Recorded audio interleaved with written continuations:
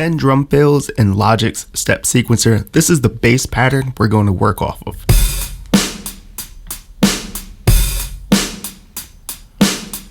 Okay, so this last part, these 8 steps right here, whoops, sorry if that's loud, these 8 steps, this is what we're going to work with. We're going to design drum fills right in this section here. So let's take a look. This is the first one, simple, high, low. All it is 2 snares and then 2 high toms, 2 mid toms, 2 low toms. You can see I got the snares in yellow. This pink is the kick. This lighter blue is going to be my hats. And then this kind of turquoise greenish is going to be the toms. You're going to see a lot of the toms and snares here. So again, 2 snares, then we go 2 high toms, 2 mid toms, 2 low toms. Let's hear that.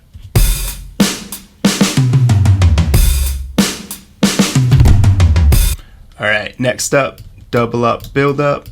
This is, here you can see a low tom and a snare. Just a straight row of both of those. The key here is I'm gonna hit this little velocity value here, and we're gonna see they build up in velocity. So the low tom builds up in velocity, and so does the snare. Let's take a listen.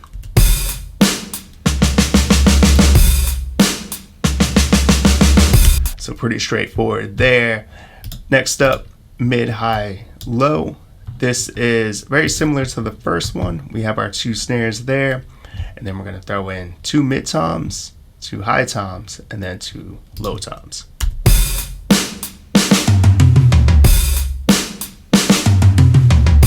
There it is, high, low, snare, anchor. So this one is going to be, we have 2 snares, and then we're always going to come back to the snare. So we're going to go high tom, back to the snare, mid tom, back to the snare, low tom, back to the snare. So before we saw maybe 2 high, 2 mid, 2 low, and we'd stay in that tom range, we're going to constantly bring it back down to the snare almost as that anchor.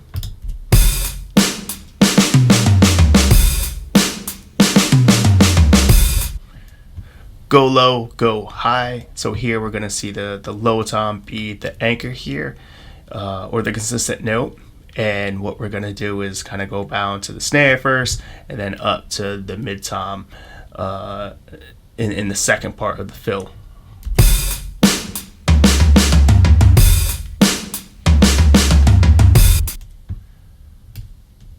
All right, next up, anchor snare. This is similar to what we saw before. Where we're going to really rely on that snare to be the anchor here.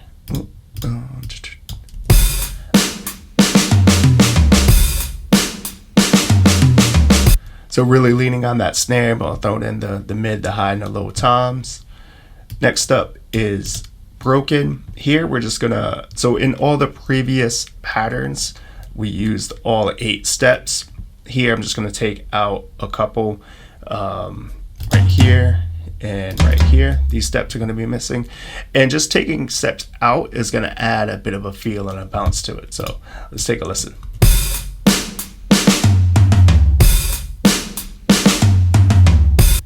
Somewhat similar to this is going to be syncopation, which is the next one. Here we're just stressing the weaker beats, and so again remove some of the notes, and the stress is going to be on those weaker beats.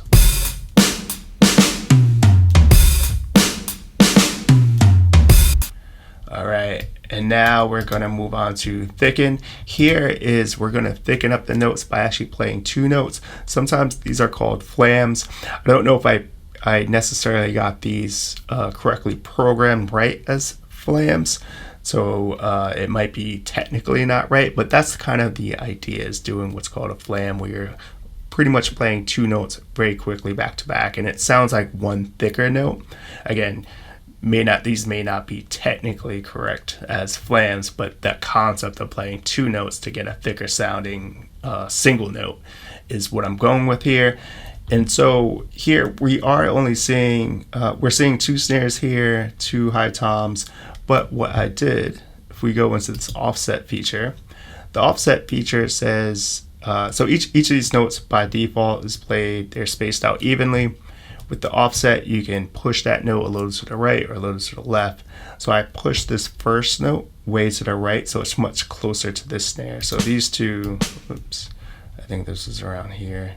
These two are going to play much closer together than if this was back to 0%. So the higher the percentage, the further delayed it's played. And I did the same thing here. So the idea is that I'm going to try to get these notes to play very close to each other.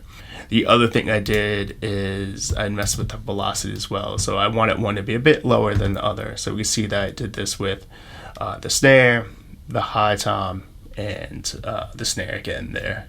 So.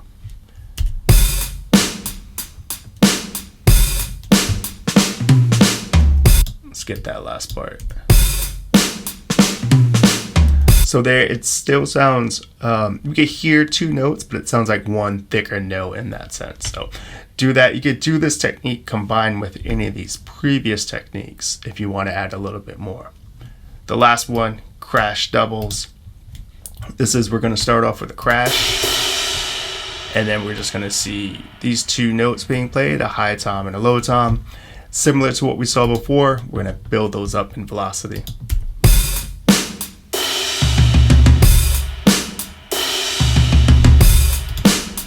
And there you have it. Those are 10 simple drum fills you could do. Nothing too crazy, nothing out of this world, but really simple.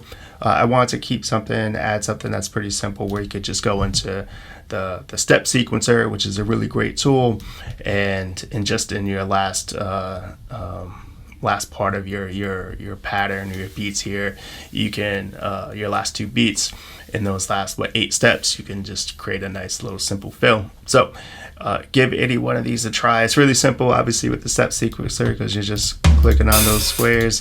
Occasionally you might have to go in and adjust the velocity or an offset, but again, it's really simple in the Logic step sequencer.